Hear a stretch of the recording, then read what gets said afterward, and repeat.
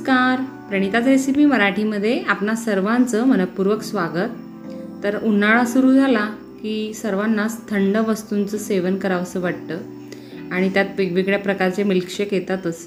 तर आज आपण असाच 100 पेक्षा जास्त फायदे असणारा, स्मरणशक्ती वाढविणारा, प्रतिकारशक्ती वाढविणारा बदाम मिल्कशेक आज आपण घरीच बनविणार आहोत। बघू शकताय किती छान घट्टसर आणि छान क्रीमी हा मिल्कशेक घरीच तयार होतो आणि संपूर्ण वस्तू आपण अगदी स्वच्छता पाळून आणि व्यवस्थित वापरलेल्या असल्यामुळे भरपूर यामध्ये आपण बदाम सुद्धा वापरलेले आहेत, त्यामुळे भरपूर रिच आहे आणि पौष्टिक आहे। लहान मुलांसाठी सुद्धा खूप उपयुक्त आहे। नक्कीच आपण या पद्धतीने लहान मुलांना असा मिल्कशेक द्यायला हवा। पण तत्पूर्वी तुम्हाला एक विनंती, जर तुम्हाला माझ्या रेसिपीज आवडत असतील तर चॅनलला लाईक, शेअर आणि सबस्क्राइब नक्की करा। तर हा पौष्टिक बदाम शेक बनवण्यासाठी इथे आपल्याला एक पॅन गरम करून घ्यायची आहे आणि त्यामध्ये 1 लिटर दूध घालायचं आहे। तर दूध आपण नॉर्मल कोणतंही घेऊ शकता, अगदी फुल फॅटचंच दूध हवं असं काही नाही। आता आपण गॅसची फ्लेम मीडियम टू लो करायची आहे आणि दूध आपल्याला एकसारखं उकळवत ठेवायचं आहे। आता आपल्याला गॅसची फ्लेम लो ठेवायची आहे आणि तोपर्यंत आपण इतर तयारी करून घेऊया। तर इथे आपल्याला यासाठी लागणार आहे कस्टर्ड पावडर। इथे मी व्हॅनिला फ्लेवरची कस्टर्ड पावडर घेत आहे। जनरली बदाम शेक बनवण्यासाठी व्हॅनिला फ्लेवरचीच कस्टर्ड पावडर वापरली जाते। आता इथे मी एक बाउल घेतलेली आहे आणि त्यामध्ये आपल्याला 2 चमचे कस्टर्ड पावडर घालायची आहे। तर हा आपला पोहे खाण्याचा जो चमचा आहे तेवढीच 2 चमचे पावडर आपल्याला याने घ्यायची आहे। जर आपण यापेक्षा जास्त पावडर घेतली तर अगदी कस्टर्ड तयार होईल, बदाम शेक नाही, म्हणजे फारच घट्ट तयार होईल। आता आपण अगदी कोमट दूध यामध्ये घातलेलं आहे, साधारण 3 ते 4 चमचे अंदाजाने। आणि आता याचं आपल्याला एक छान असं व्यवस्थित मिश्रण बनवून घ्यायचं आहे। यामध्ये गुठळा राहायला नको। आता हे मिश्रण आपलं तयार आहे। तर इथे मी रात्रीच साधारण 20 बदाम भिजत घातले होते, 20 ते 25 आपण घालू शकता। आता बदाम छान भिजलेले आहेत। आता आपण याचे सालंसुद्धा काढून घेऊया आणि मिक्सरमधून आपल्याला याची छान बारीक पेस्ट करून घ्यायची आहे। तर या पद्धतीने भिजलेल्या बदामाची साले अगदी सहज निघतात। तर बदाम शेकमध्ये आपण या प्रकारे भिजवून बदाम वापरतो, त्यामुळे हा खूपच पौष्टिक आहे आणि स्मरणशक्ती वाढवणारा इम्युनिटी बूस्टर तर आहेच। तर या पद्धतीने आपण सर्व साल काढून घेऊया। अगदी आपल्याला इन्स्टंट बदाम शेक करायचा असला तर आपण हे बदाम 10 मिनिटं पाण्यात उकळून सुद्धा घेऊ शकता, म्हणजे याची सालं सहज निघतील। आता या प्रकारे आपण सर्व बदामांची सालं काढून घेतलेली आहेत। आता आपल्याला हे बदाम एका मिक्सरच्या भांड्यात घालायचे आहे। आपण छोटं मिक्सरचं पॉट घ्यायचं आहे आणि त्यामध्ये घालायचे आहेत आणि आपण साधारण 2 चमचे साखरसुद्धा यात घालूया आणि साधारण 7 ते 8 केसरच्या काड्यासुद्धा यातच घालायच्या आहे आणि अर्धी वाटी दूध घालायचं आहे, कारण बदाम थोडेसेच असल्यामुळे त्यांची पेस्ट होऊ शकत नाही, त्यामुळे आपल्याला दूध यामध्ये घालावंच लागतं। आता मिक्सरला आपण याला छान फिरवून घेऊया। बघा, या प्रकारे आपल्याला जास्त जाडही नाही आणि जास्त बारीक नाही, या प्रकारे पेस्ट बनवून घ्यायची आहे। आता आपली ही बदामाची पेस्ट तयार आहे।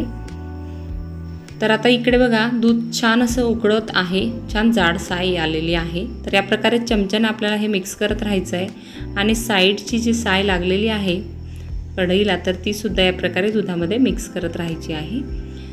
तर आपल्याला हे साधारण 1 लिटर दुधाचं आपल्याला 20% दूध तरी कमी करून घ्यायचं आहे, म्हणजे छान घट्टसर एवढंच दूध आपल्याला हवं आहे। तर आता बघा, एकसारखं हलवत राहिल्यामुळे बऱ्यापैकी दूध आता घट्ट झालेलं आहे, म्हणजे साधारण आपल्याला हे 800 मिली दूध तयार झालेलं दिसतंय। तिथपर्यंतच आपण हे दूध घट्ट करून घ्यायचं आहे। यापेक्षा जास्त घट्ट घेतलं तर मग मिल्कशेक जास्त घट्ट होऊ शकतो आणि या प्रकारे थोडं पातळही राहिलं तर काही हरकत नाही, कारण आपण यामध्ये कस्टर्ड पावडर घालतोय आणि कस्टर्ड पावडरमुळे हा मिल्कशेक छान असा दाटसर घट्टसर होतो। आता यामध्ये घालूया 1 वाटी साखर। 1 वाटीला थोडी कमी साखर मी यामध्ये घातलेली आहे। आवडीनुसार आपण साखर इथे कमी किंवा जास्त घेऊ शकता। तर दूध नॅचरलीच थोडंसं गोड असतं, त्यामुळे साखर थोडी कमीच घालायची। आता साखर आपण पूर्णपणे या दुधामध्ये विरघळून घेऊया। दूध छान असं उकळत आहे, त्यामुळे साखर विरघळायला जास्त वेळ लागत नाही। आता बघा, साखर छान विरघळलेली आहे। तर यामध्ये आपल्याला घालायची आहे कस्टर्ड पावडर, जे आपण दुधामध्ये याचं मिश्रण बनवून घेतलेलं आहे। तर आता हे मिश्रण आपल्याला थोडं थोडं दुधामध्ये घालायचं आहे आणि चमच्याने हलवत राहायचं आहे। म्हणजे गुठळ्या होणार नाही। तर या पद्धतीने आपण आता हे मिक्स करत राहायचं आहे। तर कस्टर्ड पावडरमुळे एक छान असा फ्लेवर बदाम शेकला येतो आणि रंगसुद्धा खूप छान सुरेख येतो आणि चवही अप्रतिम येते। तर कस्टर्ड पावडर घातल्यानंतर बघा साधारण 2 ते 3 मिनिटांपर्यंत आपण हे दूध छान असं उकळून घेतलेलं आहे। बघा दूध थोडंसं घट्टसर आपल्याला झालेलं दिसत आहे। आता यामध्ये आपल्याला घालायची आहे बदामाची बारीक केलेली पेस्ट। जे आपण मिक्सरमध्ये दुधासोबत बारीक केलेले बदाम आहेत तर ते आपण यामध्ये घातलेले आहेत आणि चमच्याने या प्रकारे आपल्याला दुधामध्ये मिक्स करत राहायचे आहे। तर साधारण 1 मिनिटांपर्यंत आपण बदामची पेस्ट घातल्यानंतर हे दूध उकळत ठेवायचं आहे। तर या प्रकारे दूध हलवत असताना जर आपल्याला थोड्याशा गुठळ्या जाणवत असतील तर आपण एखाद्या विक्सच्या साहाय्याने किंवा रवीच्या साहाय्याने हे दूध थोडंसं हलवून घ्यायचं आहे, जेणेकरून बदाम मिल्कशेक पिताना आपल्याला गुठळ्या वाटणार नाही बदाम शेकमध्ये। तर या पद्धतीने बघा विक्सच्या साहाय्याने इथे मी हे दूध थोडंसं मिक्स करून घेत आहे, म्हणजे थोड्याफारही ज्या गुठळ्या असतील तर त्या विरघळून जातील। अगदी प्लेन आपला मिल्कशेक तयार होईल। तर आता गुठळ्यासुद्धा आपण यातून मोडून घेतलेल्या आहेत। आता यामध्ये आपल्याला काजू आणि बदामाचे तुकडे घालायचे आहेत। तर साधारण इथे 5 ते 6 काजू आणि 5 ते 6 बदामाचे या प्रकारे मी थोडे जाडसर बारीक तुकडे यामध्ये घातलेले आहेत। हवं तर आपण यापेक्षा आणखी काजू बदाम यामध्ये घालू शकता आणि पिस्तासुद्धा यामध्ये तुम्ही आत्ताच्या वेळेस बारीक करून घालू शकता। आता या प्रकारे साईडने आपल्याला हे व्यवस्थित मिक्स करून घ्यायचं आहे आणि बघा छान असं घट्टसर आपलं हे बदाम शेकचं मिश्रण तयार झालेलं आहे। हवं तर यामध्ये आपण इलायची पावडरसुद्धा घालू शकता।